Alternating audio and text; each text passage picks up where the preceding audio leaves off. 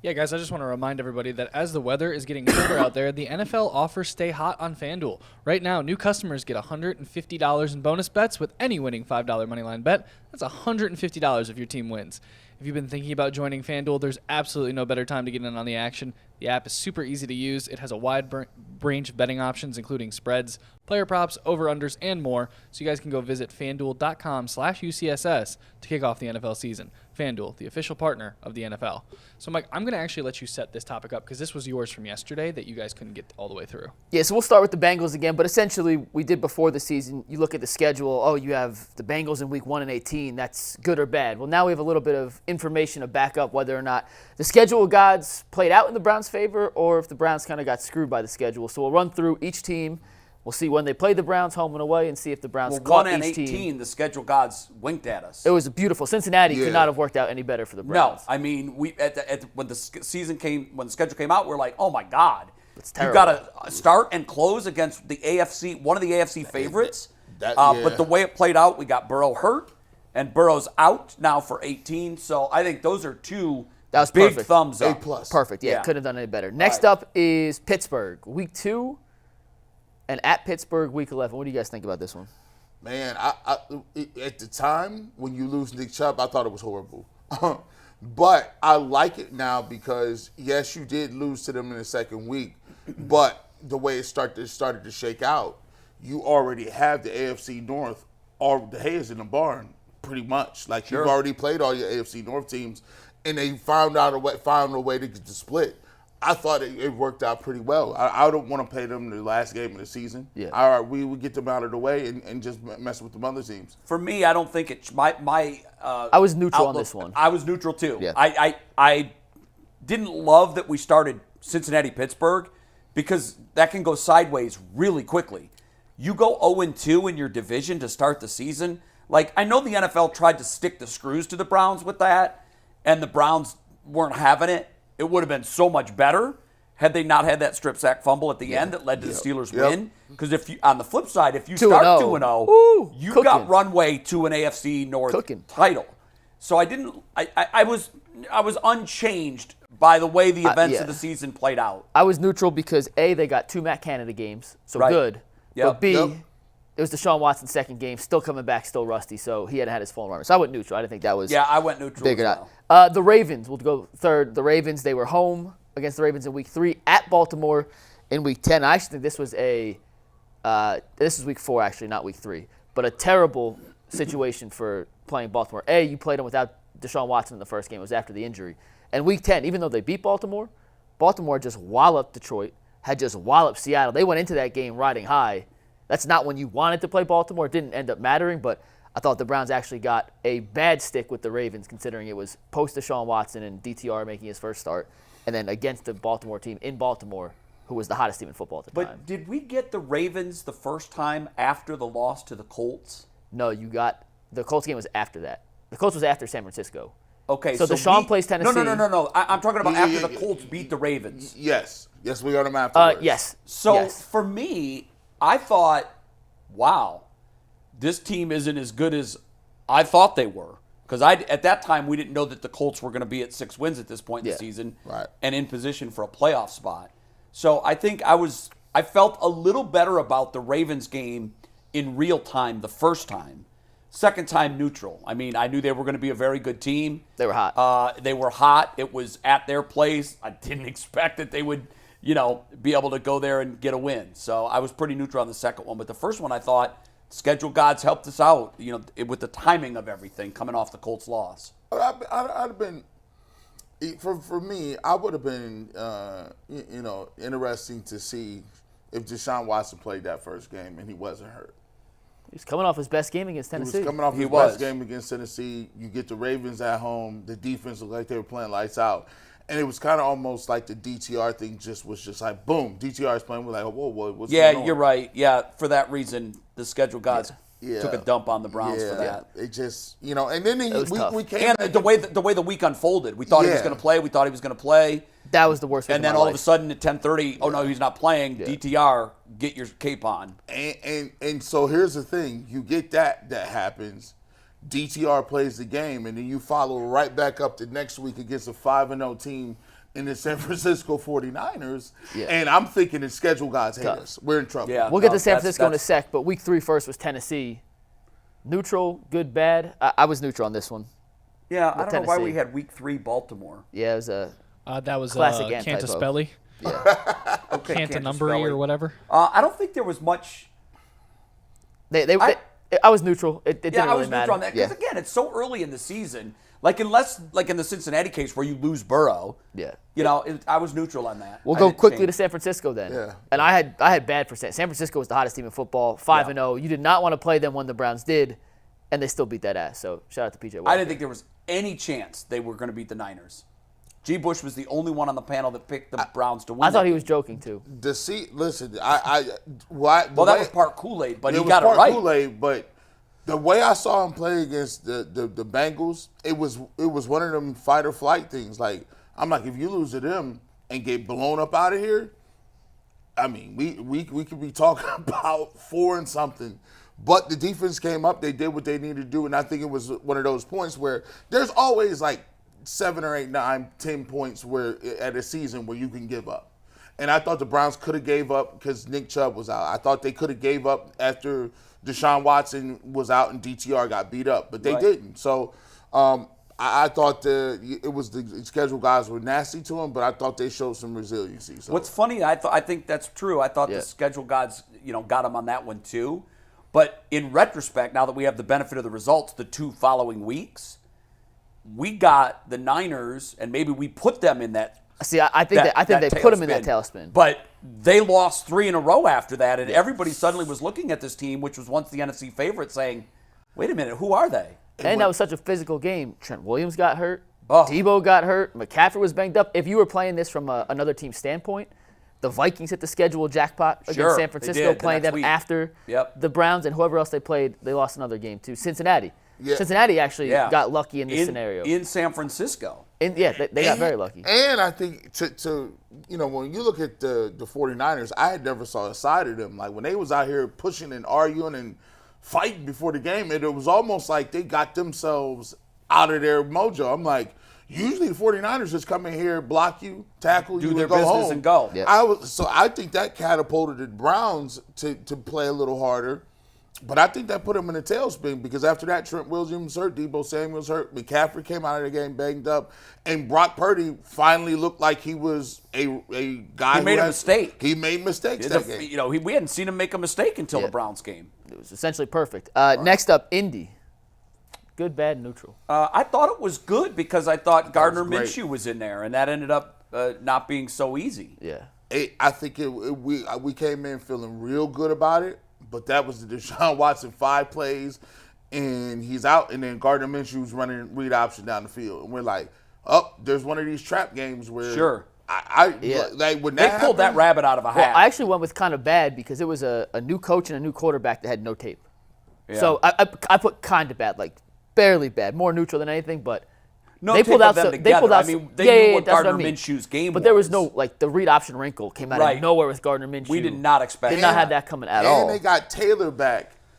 Taylor back was that game. I think he came back the week before. The week before, but it was first game in real. But real him rest. and Moss both ran. I don't. Matter of fact, we should have lost that game. Yeah, I don't even know how we won that. We should have. For 3.5 quarters, I thought it was a straight L. Yeah, I really did. It's a tough game. I thought that was an L. Next up, Seattle. I don't think there were any extenuating injury circumstances for that one. I picked them to lose that game. I was neutral. I thought I just coming off of Indianapolis, they kind of like played to a point where they could have lost that game. You go to Seattle, they play well. They never play well in Seattle. The crowd, you got to go to the West Coast, and surprisingly, they kept the game close, but. That game was kind of out of here when they gave up to 14 or 17 points in it. I think it was the first quarter. They were down 14-0 before the seats were warm. Yeah, with PJ Walker. That was the game that I'll circle that one for. I think Stefanski's play calling for the last game was the worst as a game, but the worst play call he's made this year, in my mind, was the decision to have PJ Walker a PJ Walker quarterback. Throwing the ball in a situation where you easily could have run it, kept the ball going, I think that was one that we're going to look back on. If one win keeps us out, for me, the Pittsburgh one was a gut wrencher, but so was Seattle. Am I correct? They had the lead, right? Yeah. Did the Browns They came back after trailing 14-0. I think they did take a 17-14. They were up 20-17. Okay. And the interception. And that's why it was hot. And then they gave up they gave up the early points, and then the defense started the pitching last the minute shutout. was phenomenal. And then that last drive was devastating. We'll go to this next one really quick. Arizona, no Kyler. They played Clayton. We got them that at a great That was time. perfect. Very good time. Couldn't do any better. Denver next. And I think Denver, they hit him at the worst time possible. Yes. 4-game win streak. He wanted to play Denver early when they were giving up 70 points. That's right. Or 35 points. In the last 4 weeks, the defense has only given up 19. I don't think you'd hit them at a much worse time than right now. It's one of only 2 games that the Browns really weren't in. Yeah. And they were in it till the fourth quarter. Like even though they you said were. they weren't in it. I mean, the final score is deceiving, obviously, Yeah. with the late garbage scores. But You be feeling it. I would have much rather played them when Sean Payton was trying to wondering figure if stuff he out. lost his fastball, and so was Russ. Yeah. They both now kind of have re-found their mojo, and so we probably got them at the worst possible time. The next 5 where it gets interesting, because these are the 5 we haven't played yet. Right. So now this is kind of the guess. I feel worse about this now than I did when the season started.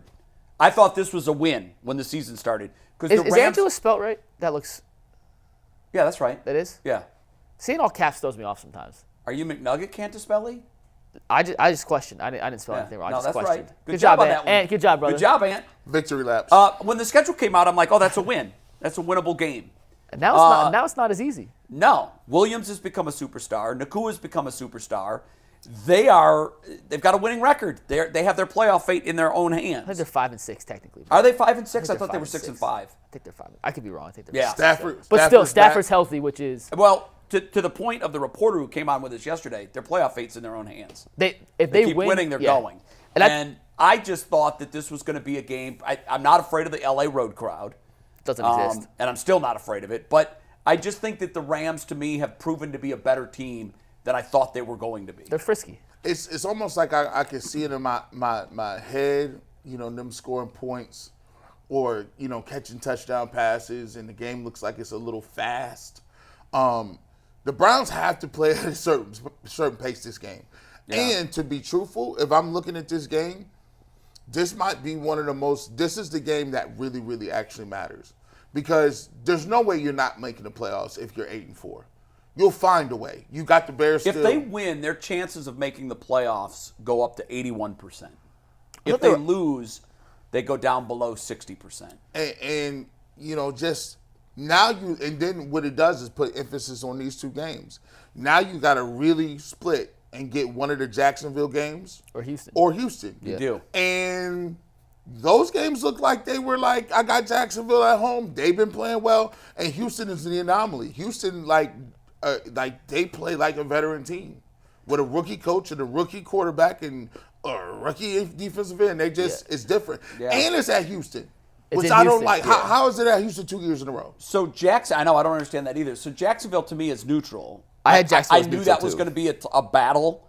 Obviously, because we're on quarterback number 4, it's more difficult now than I thought it was going to be. I thought we'd have Deshaun Watson. So I wouldn't be neutral on this. I would say this one is harder to me than it was when the schedule came out. And Houston is a slam dunk. Houston is much harder Way than harder, I thought it was. significantly I thought harder. Houston would be a 3 or 4 win team. You wanted Houston early in the season before C.J. Stroud became that dude. And right now, C.J. Stroud's playing as well as anyone. And to G's point real quick on L.A., Jason said it wasn't a must-win on Monday. He's like, it would help. Technically, it's not. But if you lose that game, if you lose to L.A., you have such an onus and a razor-thin margin of error the rest of the way. You do. Like razor-thin. And if anyone feels comfortable and being honest with themselves, if they feel comfortable operating on a razor-thin margin of error with Joe Flacco, DTR, or P.J. Walker, you should go get yourself checked out. Listen, that's an issue. They were operating on that razor-thin margin against San Francisco. And it worked. They were operating on that razor-thin margin against Indianapolis. Look, in the moment, every game feels like a must-win. That's the beauty of the NFL. 16 Every games, game 17 takes on games. such an added importance, particularly in December and particularly when you're in a playoff race. Is it a must-win? The answer to that is technically no. There is a clear path to the playoffs without winning. It's just but so much harder. You make your degree of difficulty getting So there much harder. much, much higher. in the Browns, like don't know about y'all, but man, I'll be watching these games and I'm like, man, every game, there has not been. We've had one game where it's like, okay, we had the Cardinals game. Every game's been close down to the wire. Every other game, It's 52 hours of stressville. it's Yeah. stressful. When you watch the Cleveland Browns for a season. My wife won't watch it though, but she says I can't do it though. I love it, but I want to look, but I don't want to, but it's too nerve wracking. And I'm like, I'm with you, like, cause look, even Aaron Rodgers is practicing now. Come on, Yeah, man. he ain't gonna play. Stop. Well, He's that's not why I gonna was play. going to say the Jets game probably is They got looks lucky a little with the more Jets. difficult. No one's No. ruled them out. No one's ruled He them said out. he's not going to play if they're not in playoff contention. Well, they're not. They're not So I think- presently. So why I are you think at the end- practicing? Yeah, why? And I listened to He's Salah's he's crazy. news conference You know he is. yesterday. Yeah. And every comment he made was prefacing he's not playing. He's doing the same stuff he would be doing if he wasn't on our active roster.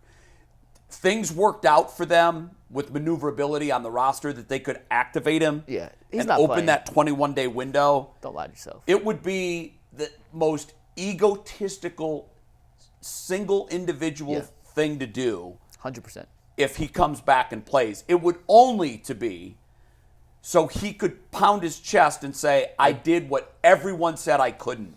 You're not going to carry your team to a playoff win. Stay in mothballs. Saleh said he has every expectation that he's going to be with the Jets next season. Do it next year. If he plays, he's going to get hurt and miss all next year. And their line's trash anyhow. Why would you put him out there? Hey, listen, I'll be looking at it like this. Sometimes people be needing to save their job. And, I like Saleh, you're a defensive guy. There's doctors, right? I saw this doctor who does, kind of tells about the injuries. And he goes, well, listen, they got this new procedure on the Achilles. Usually they just snip it and sew it up. But now they got it where they reinforced it, sew it up, and plant it and staple it down to your heel. Like, he's moving well. Like, it wouldn't be over the top to think that he could play. And Aaron Rodgers is over the top. He's the non-vax guy. He's he's sleep in a dark room. And by the way, it would be a hell of a story. It would. It would be. And that's why I Hell of think a his story. ego might get in the way. Yeah.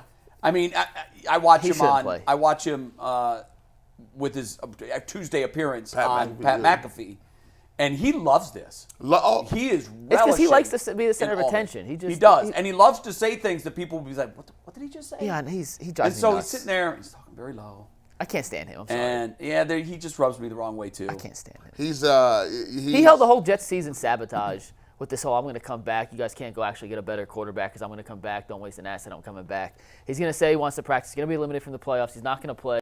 They're going to lose. He's going to bring all his friends back in. Alan Lazard's not even he's a healthy scratch now.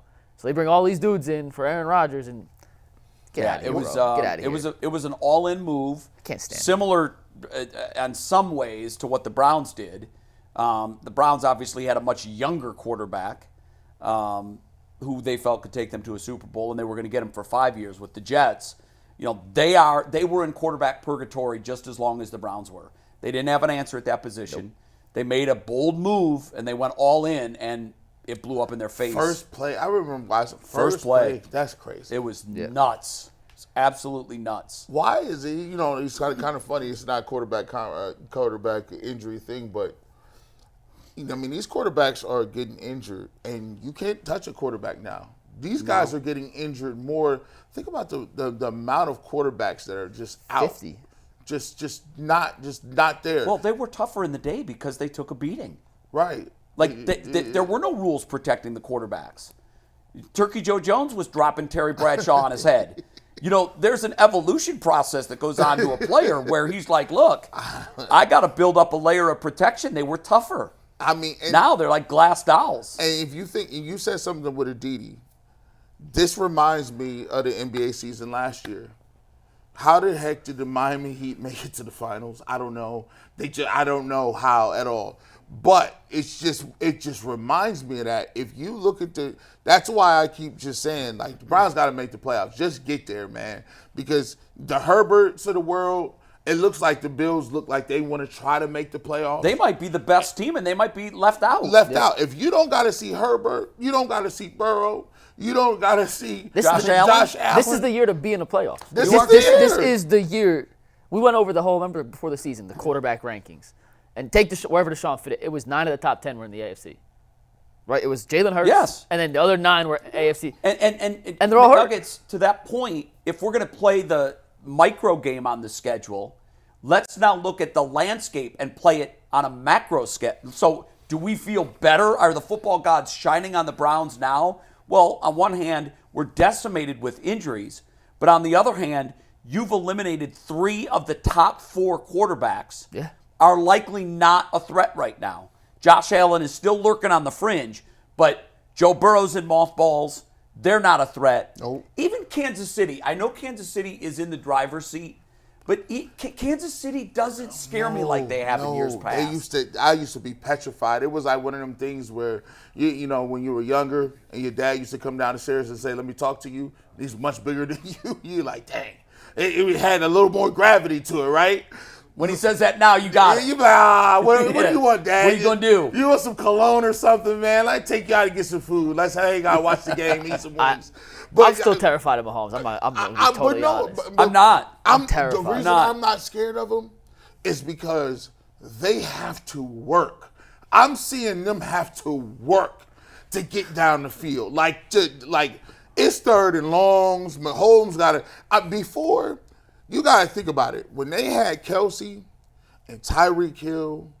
It felt different. It was damned if you do, damned if you don't. Yeah. Because they had one guy that could run by you. It was pick your poison. It was pick. And they was throwing the ball to Kelsey over the middle, and it was a problem. It was just. I've never seen They're different, this season. I've seen Patrick Mahomes looking at the surface that with a quizzical MacBook Pro. look like I don't have an answer. And in the past, they'd show him on the sidelines. They could be down a score, and he's chumming it up. I got this. No. And you knew that they did. Because whenever they had to have a score, they got one. They were down 14-0 and ended up going on a 31-3. No, run listen, to I know beat they can. the Vegas Raiders. But there's also been moments, stretches he's that have gone games. He's looked more pedestrian this year than we've seen in the last couple of years. But I'm still terrified. It's like when your girlfriend or your wife says, we got to talk. And it could be like, hey, did you take the trash? It could be absolutely nothing. But when you get that text, hey, we got to talk, you immediately go to worst case scenario. That's how I feel about Patrick Mahomes. Like, Patrick Mahomes is worst case scenario. But sometimes, Gabby, sometimes I guess she says we got to talk. But it goes either from that or to, hey, did you pick up whatever? Like, that's the Patrick Mahomes level for me. Ain't it funny though? Ain't it funny if you in the years of your relationship, if Jay's wife says, "Hey, we need to talk," it's different from yours. Like I don't think she's ever done that. Right? Like she's never said we got to talk. No, I can't. She knows I'm not a talker. You're not a talker. Not in that stuff. Not in relationships. You never shut up, Jay. Come on. Nope. Not in relationships. Nope. Like if we need to talk, like sometimes I'm like, look, you're forbidden to say that. Like I don't do fake. Like there's two things. Wait, they're forbidden to say that? We got to talk? Yeah, no, you need to say what you need to talk about. Lead with it. Lead with that. And that's what I am too. I'm like, don't play games. Don't beat around the bush. Hit me with the lead story. Let me know. I got health issues. I take a lot of medication, and I'm putting it on that. You got to tell me exactly what's going on. Cut to the chase. Yeah, and I don't do fake breakups either. Like there's if you say there's no fake breakup. You can't say that. Says the man that broke off his wedding engagement and then went through with it anyhow. Well, you're right. That's the all-time fake deke relationship move of ever. Coming from the man who says he divorced his ex-wife because he didn't like her tone of voice. Yeah, I was like, your tone's crazy right now. I remember that. Mike Polk wrote it. Mike Polk made a whole joke out of that. Yeah, I don't know if he gave you credit or not. Like you did, man. Listen, tone is everything. But now you learn you don't do the fake breakups anymore. Now I've learned it's forever. Like now I've learned she got statute of limitation now. Like I'm like, dang, they done made you a citizen. They done made you they really. And bro, her name is Rose Bush. And it's a perfect name. That's forever. And she be like now they're gonna be like. They're going to be like, you brought her all the way over here to fool over her, Mr. Bush? Why would you do that? That's the way it goes out. When you said we'll get the one-on-one matchups in one sec. Was it Bull who thought your wife's name was Rose Bush Bush?